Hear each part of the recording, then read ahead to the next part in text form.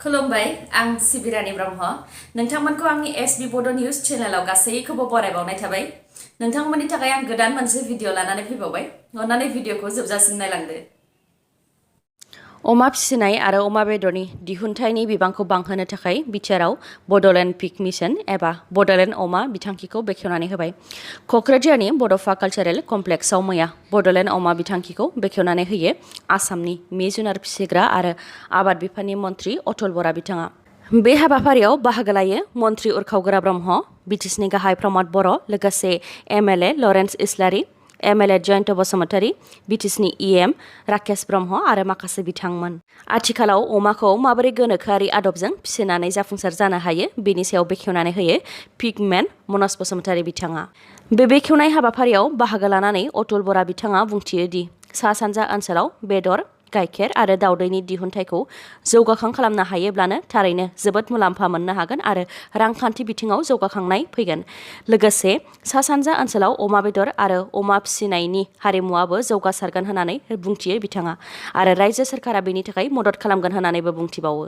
बिथाङा फोरमायथिबावदों दि बड'लेण्ड अमा बिथांखिनि गेजेरजों 30,000 सुबुंफोरा बेदर दिहुननायाव खामानि मोननो हागोन आरो 5,000सो सुबुंफोरानो गुबुन गुबुन बिथिङाव खामानिखौ मोननो हागोन।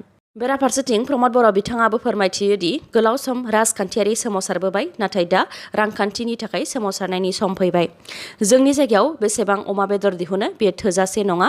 खमैबो सानसेयाव 2 लाख केजि अमा बेदर दिहुननो हायोब्लासो ओनसोलाव थोजासे खालामनायजों लोगोसे गुबुन जायगायावबो अमा बेदरखौ दैथायहरनो हागोन होननानै फोरमायथियो बिथाङा।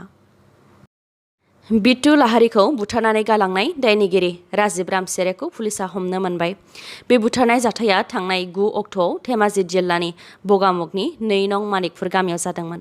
नोलोबारि गामिनि जोंख्लि लाहारिनि नायल' जाल' सासेल' फिसाज्ला बिट्टु लाहारिखौ बुथारनायनि उनावनो खारखुमानानै दंमोन दुथां राजिब रामसियारिया। दा बगामुग पुलिसा दुथां राजिब रामसियारिखौ धेमाजि जिल्लानि गुरुबान्दानि हाग्राबारियाव थाखोमानानै थानाय हालोदनिफ्राय हमनो हाबाय। बुथारजानाय बिट्टु लाहारिनि नखर आरो गामिनि रायजो राजाफ्रा दुथां राजिब रामसियारिखौ आयेननि गेजेरजों थैजासे जोबथेसालियाव जोबनानै दोननाय नङाब्ला फासि होनायनि साजा दाबि खालामदों। गामिनि रायजो राजाफ्रा फोरमायथिदों दि राजिब रामसियारिया जोबथेसालिनिफ्राय गबोफिनोब्ला बेखौ गनायनानै लानाय जानाय नङा।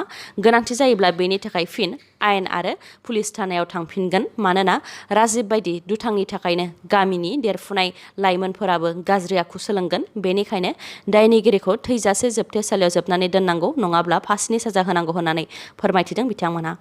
गुबुन फारसेथिं बुथारजानाय बिट्टु लाहारिनि बिमायाबो दायनिगिरिखौ थैनायनि साजा होनांगौ होननानै खुद्रिखाङो आरो गावनि नायल' जाल' सासेल' फिसाज्लाखौ खास्रि बिस्रि बुथारनायनि थाखाय दुखु फोरमायथियो। मख'नो गोनांदि थांनाय 9 खालाराव राजिब रामसियारियानो बिट्टु लाहारिखौ जौ लोंनो थाखाय गावनि न'आव लेंहरदोंमोन। बेनि उनावनो बिट्टुखौ इनायै बुथारदोंमोन आरो गामिनिनो ब्रह्म मन्दिर खाथियाव बिट्टु लाहारिनि गोथै देहाखौ गारलांदोंमोन आरो गाव खारखुमानानै थांदोंमोन। अखानायै रायजो राजाफ्रा थैनाय हालोदाव बिट्टु लाहारिनि गोथै देहाखौ बोखांनो हादोंमोन आरो बे जाथायाव राजिब रामसियारिनिनो आखाइ थानायनि सन्देह खालामदोंमोन रायजो राजाफ्रा। दा दुथां रामसियारिया बगामुग पुलिसनि आखायाव हमजाबाय। मोसौ संरैखाथि आयेना खैफोदाव खोख्लैदों मोसौ फिसिनानै नखर सामलायग्राफोरखौ। बाक्सा सालबारिनि सिङाव थानाय कहिदमायाव मोसौ फिसिग्राफोरखौ लानानै सिपिआइएम हानजाया सोमावसारदों। रजनि दैमारि बिथांनि दैदेननायाव आसाम सोरखारा लाबोनाय मोसौ संरैखाथि आयेननि हेंथा सोमावसारनाय हाबाफारि लादों आरो फैगौ 14 सेप्तेम्बराव बरपेटा रडनि गबर्धना ब्लकआव सोमावसारनाय हाबाफारि लाबावदों होननानै फोरमायथिदों। रायजो सोरखारा लाबोनाय मोसौ संरैखाथि आयेननि हेंथायै खुद्रिखांनानै मोसौ फिसिग्राफोरा बुंथिदों दि सोरखारा मोनसे हारिखौ थांखिनानै बेबायदि आयेन लाबोनाया सरासनस्रा सुबुंफोरजों लोगोसे मोसौ फिसिग्राफोरखौ गोबां खैफोदाव खोख्लैदों। मानोना गोबांनि नखरावनो गोबां मोसौ दं आरो बेफोर मोसौखौ फाननानैनो फिसानि मुं थिसननाय, जुलि होनाय बायदि बायदि खामानिखौ मावोमोन। नाथाय दा मोसौ संरैखाथि आयेन लाबोनायनिफ्रायनो मोसौ फालांगिरिफोरा मोसौ बायनो फैला, जायनि थाखाय नखर सामलायनायाव गोबां जेंनायाव गोग्लैनो गोनां जादों होननानै फोरमायथिदों बिथांमोनहा। लोगोसे सोरखारा मोसौनि सायावल' आयेन लाबोनानै मोसौ फिसिनानै जाग्राफोरनि फारसे जेबो राहा खालामनानै होआखै होननानैबो दुखु फोरमायथिदों आरो रायजो सोरखारा लाबोनाय बे मोसौ संरैखाथि आयेननि सायाव फिन नायबिजिरफिननाय जानांगौ होननानै दाबि खालामदों। गुबुन फारसेथिं मोसौ फिसिनानै नखर बेंग्रा बाक्सा जिल्लानि देवलखुसिनि मलिन चन्द्र बर' बिथाङाबो खैफोदनि समाव मोसौ फाननो हायैनि थाखाय आरोबाव बांसिनै खैफोदाव गोग्लैनो गोनां जादों होननानै फोरमायथिदों। बेबायदिनो खोलाखुसिनि गौतम बर' बिथाङाबो रायजो सरकारा लाबोनाय मोसौ संरैखाथि आयेननि थाखाय खैफोदाव गोग्लैनांनाय दुखुखौ फोरमायथिदों। गिख्रंथाव लामा जाब्रबथायजों जायगायावनो 7 सुबुंनि जिउ खहा, 7नि मादाव 4 बर' सुबुंफोर। बे दुखुनांथाव जाथाया कामरुप रुरेल जिल्लानि बायहाथायाव जादों। रिपर्टनि बायदिब्ला बाक्सा जिल्लानि गरेस्वर सिमलाबारि गामिनि सुबुंफोरा गामियाव बाथौ थानसालि लुफुंनायनि थाखाय कमलपुर बियाबनि MLA दिगन्त कलिता बिथांखौ लोगो हमनो थांदोंमोन। लोगो हमनानै न' फारसे फैबाय थानाय समावनो टेम्पु आरो एम्बुलेन्सनि गेजेराव सौदावलायदों। बे सौदावलायनायावनो टेम्पुआव थानाय 10नि मादाव 7 जायगायावनो जिउ गोमादों आरो 7 जोखोम जानायखौ फाहामथायनि थाखाय थिसननाय जादों। 7 जिउ गोमानायनि मादाव बिमला बर', बिलायश्री ब्रह्म, तपेन बर', बगिता बर' आरो अट' ड्राइभार उत्तम राजबंशी होननानै मिथिनो मोननाय जादों। लोगोसे एम्बुलेन्स ड्राइभारखौबो गोब्राब जोखोम जादों होननानै मिथिनो मोननाय जादों। 10नि मादाव जोखोम जानाय 7खौ गुवाहाटी मेडिकेल कलेज एन्ड हस्पिटालाव फाहामथाय होनाय जागासिनो दङ। जोखोम जानायफोरनि मुङा राफिजि बर', पदमी बर', बृहस्पति बर', बहिराम बर' आरो तापेश्वरी बर', 43 बोसोर बैसोनि। गुवाहाटी मेडिकेल कलेज एन्ड हस्पिटालनिफ्राय फोरमायथिनाय बायदिब्ला तापेश्वरी बर' बिथाङा गोब्राबै जोखोम जादों। रायजो राजाफ्रा फोरमायथिनाय बायदिब्ला 108 सालायग्राया जौ लोंनायमोन, जायनि थाखाय बे दुखुनांथाव लामानि जाब्रबथाया जानो मोनदों। 58 नं तामुलपुर विधानसभा बियाबनि बारग' MLA इमानुएल मोसाहारिया UPPL आरो प्रमद बर' बिथांनि सायाव होनाय अजदनि सायाव दरङाजुलि ब्लक UPPLनि लेङाइ आफादगिरि जलेन दैमारिनि खेंफोरथि।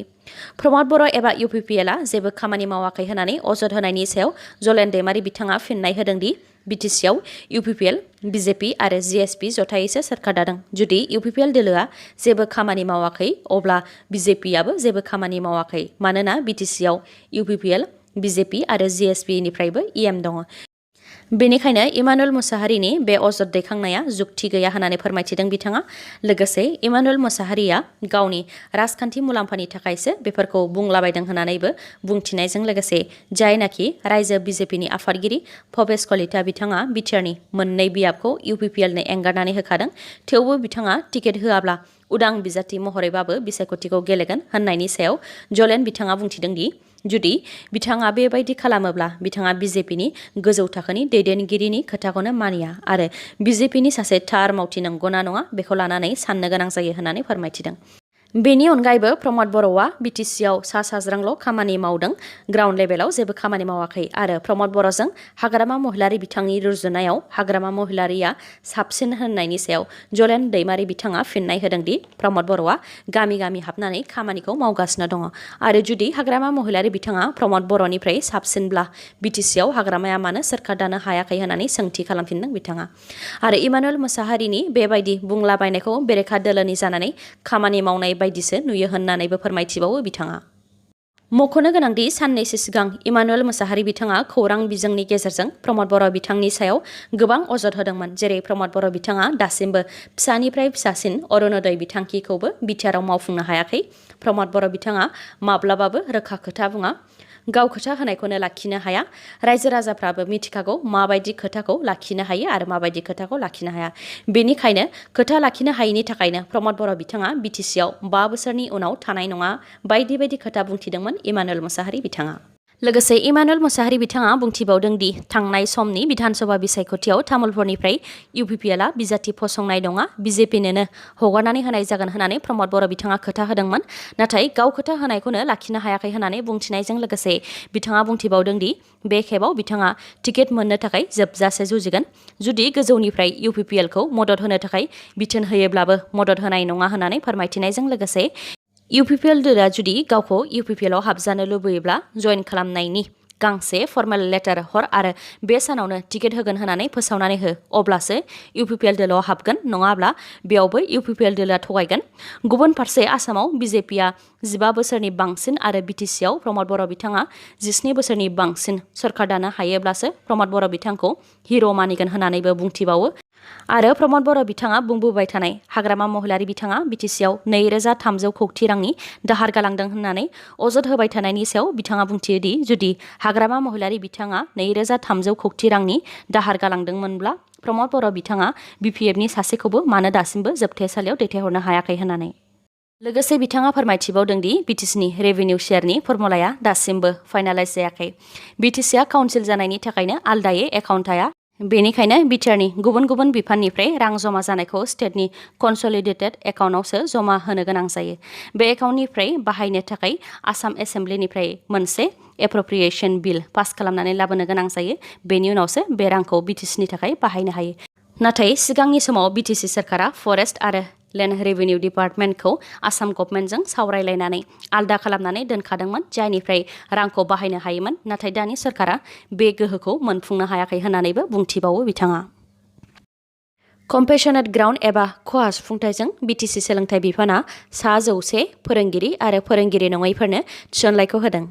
कम्पेशनेट एपइन्टमेन्टनि ओंथियानो जाबाय सोरखारि साख्रि मावफुबाय थानाय समाव जिउ गोमानाय नङाब्ला मेडिकेलनि थाखाय रिटायार लानांनाय नखरनि सासे सुबुंखौ साख्रियाव थिसननाय।